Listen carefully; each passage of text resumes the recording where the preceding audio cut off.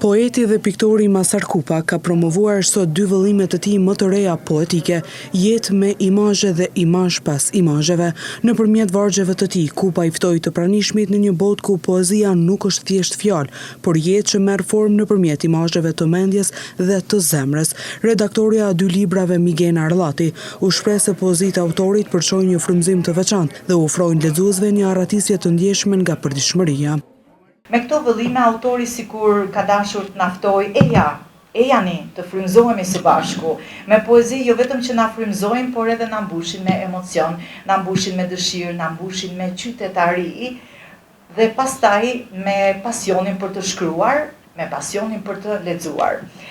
Përtej halleve të përditshmërisë, njeriu ka të drejtën të lumturohet në mënyra nga më të ndryshmet. Një rrezë lumturie si kjo, përkundër sa problematikave dhe dinamikave të zhurmshme të jetës, na përmbush me plot emocion dhe kujtime të bukura, të cilat i gjej mes faqeve të këtyre vëllimeve.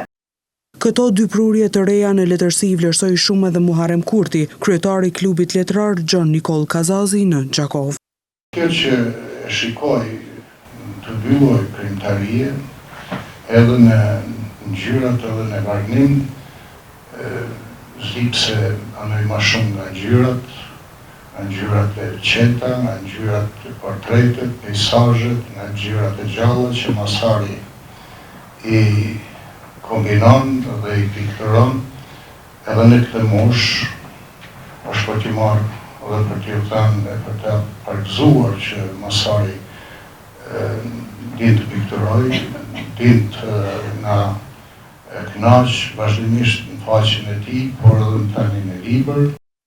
Në përmbyllje, autori Masar Kupa falenderoi të gjithë të pranishmit për mbështetjen dhe ndohu disa reflektime mbi rolin që ka poezia në jetën e tij.